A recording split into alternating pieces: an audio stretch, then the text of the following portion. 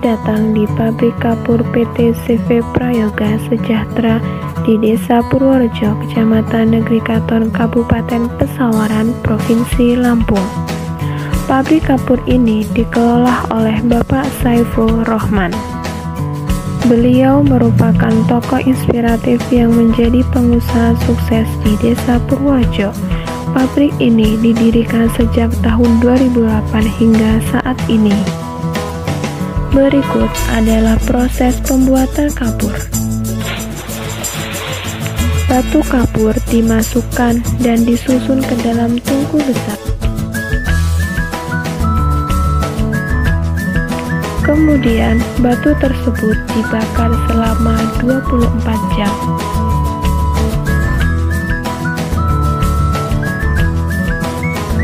Setelah proses pembakaran, batu masuk dalam proses penyiapan. 这一次我真的睡着了。 Kemudian batu kapur masuk dalam proses penggilingan hingga batu kapur tersebut menjadi halus.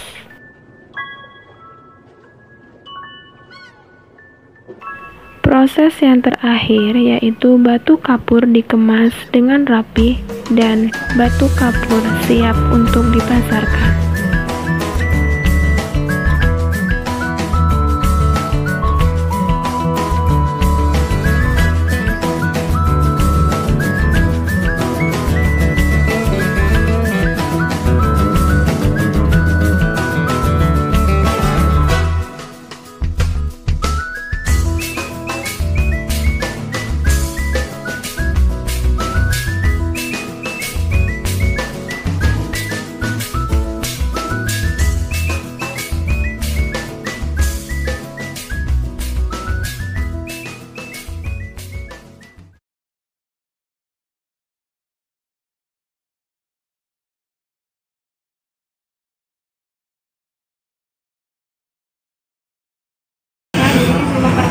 Sebelumnya nama saya Reda dari mahasiswa KPSI tahun 2021. Di sini saya akan membuat podcast bersama Bapak sebagai tokoh inspiratif. Iya.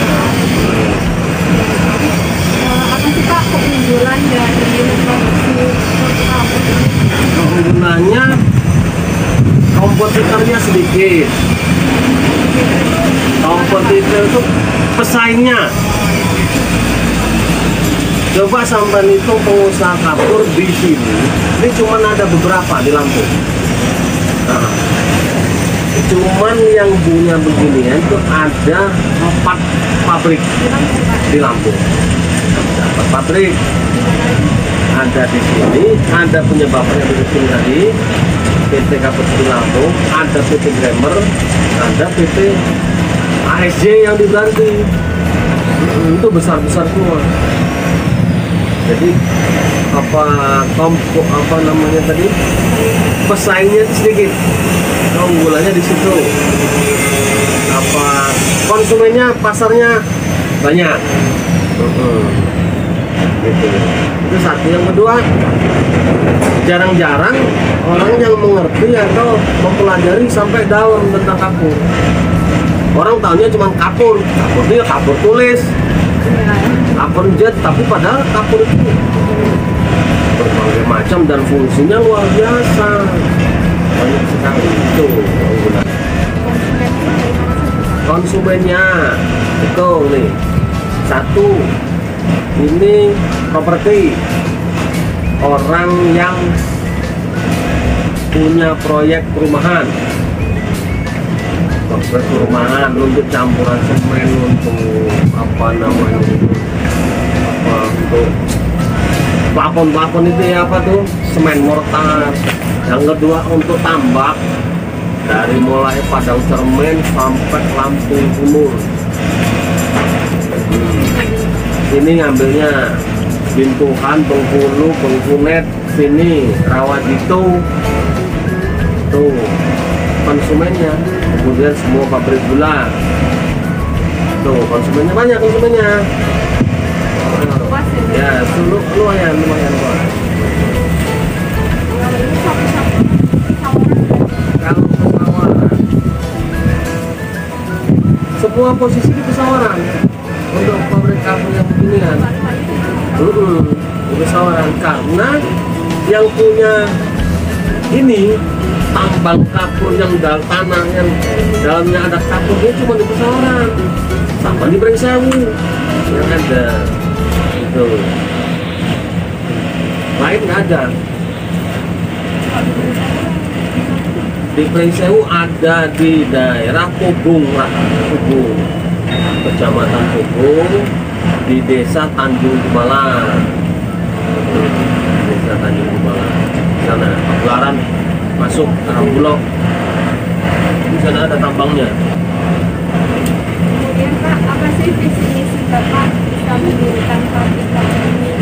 Sangat menginspiratif buat masyarakat. Misinya ya satu, yang jelas untuk diri sendiri dulu, mensejahterakan diri sendiri dulu. Untuk keduanya ya apa namanya, bisa membantu masyarakat. Banyak sekali lingkungan yang di sini bisa terbantu, pengangguran juga bisa dikerjakan. Tuh artinya ikut meringankan beban mereka. Dia bisa kerja, bisa makan, bisa beraktivitas di sini, bisa berkeluarga. Isinya ya apa ya? Masyarakat. Masyarakat ya sedikit banyak bisa memajukan desa, ikut membantu memajukan manusia. Jadi kalau pekerjaan itu di sini perlu untuk yang karyawan tetap pakai, ya tetap semuanya tetap pakai rekrut lah, pakai rekrutmen, tapi nggak sedetail apa namanya perusahaan-perusahaan yang besar itu. Artinya kita tahu apa namanya masyarakat di sini yang bekerja di sini kan pekerjaan cuma kasar ya, belum tentu mereka semua juga punya ijazah atau punya skill tertentu. Dia punya cuma tenaga, jadi rekrutnya ya sekedar kita wawancara, kita ini berkarakter bagus, sudah masuk gitu.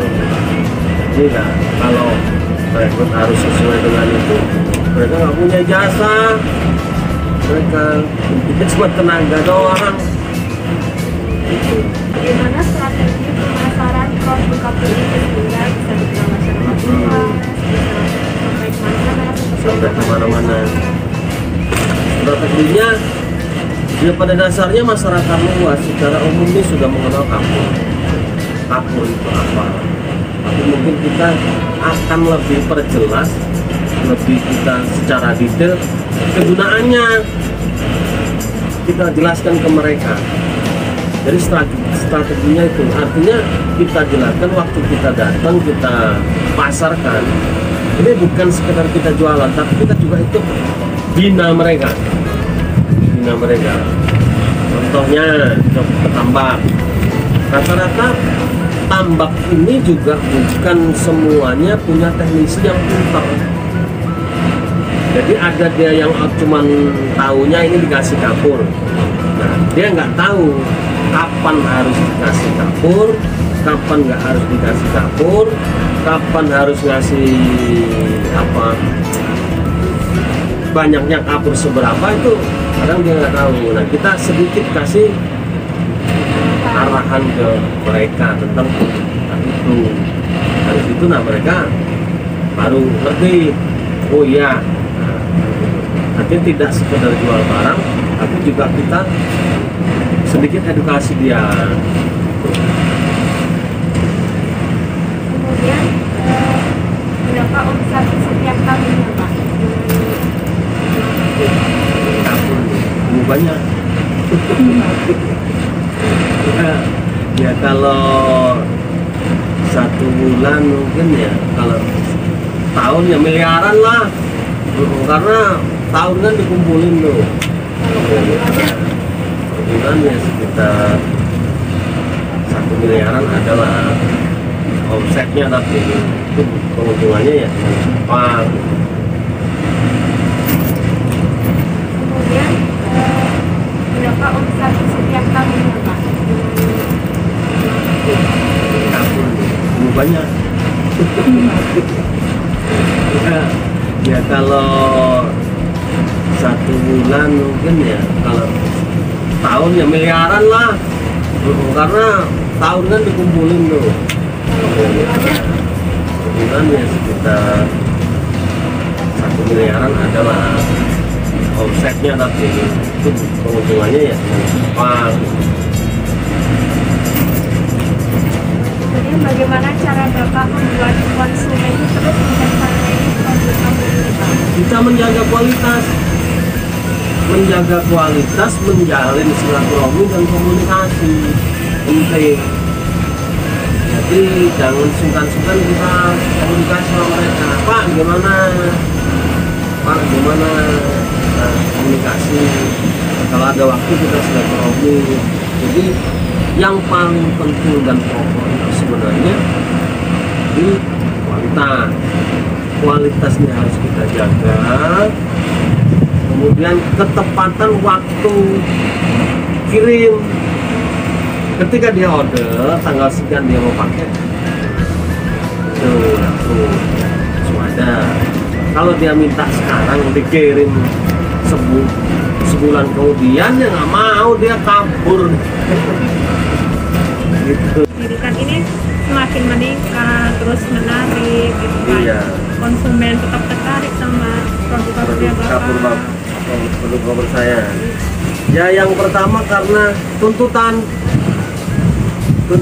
kita harus hari per hari ini harus maju, harus punya motivasi, harus maju, bulan per bulan harus terus. Artinya kita hidup ini memang harus ada satu perubahan dari hari kemarin ke hari ini. Kalau hari kemarin lu dapat uang 100 perak, besok gua dapat 150 perak. Nah, di situ kemudian itu yang bikin maju terus. Nah, yang bikin termotivasi sampai semangat terus maju itu karena Kapur ini kan agak unik. Kalau dirinya agak unik. Jadi dia punya sifat, kalau dia nggak bisa lama diproduksi, di stok lama itu nggak bisa, dia akan ada penurunan kadar. Jadi kalau disimpan lama-lama Nggak bisa. Kalau yang kalsium oksid nggak bisa. Dia hari ini, kalau Kapur kan harus belinya harus ada analisis. Dia diukur CAO-nya berapa persen. Nah, yang dia butuhkan tuh parameternya CAO-nya 90%. Kita juga harus produksi langsung dikirim sehingga harus ada capaian 90%. Kan gitu. Tapi kalau kirimnya ini ditahan 2 atau 3 hari, dia ada penurunan. Itu dari situ. Kemudian hari per hari yang bikin semangatnya kebutuhan Kapur di masyarakat ini bukan tambah menurun, tapi tambah meningkat. Terus semakin banyak. Apalagi di Lampung, kita masih ada kekurangan banyak untuk produksi Lampung. Lampung masih kurang banyak sekali, nggak mencukupi. Makanya banyak pabrik-pabrik besar itu dia impor dari Malaysia, dibawa ke Lampung karena Lampung sendiri masih kekurangan. Dan anehnya untuk di Lampung ini orang terlepas itu nggak tahu atau apa, banyak yang nggak tertarik di usaha Kapur. Iya, kira-kira gitu. Makanya itu yang bikin kita terus meningkatkan, mengembangkan, membuat teknologi baru, kira-kira apa yang bisa mempermudah produksi, bisa menjaga kualitas, terus kita tingkatkan itu yang tantangan itu yang kita bikin semangat. kira-kira gitu ya. Jadi tidak monoton lah, tidak seperti orang berdagang apa ya, ciwal besok ini tetap gitu terus, enggak begitu. Itu luar biasa. 这一次我真的睡着了。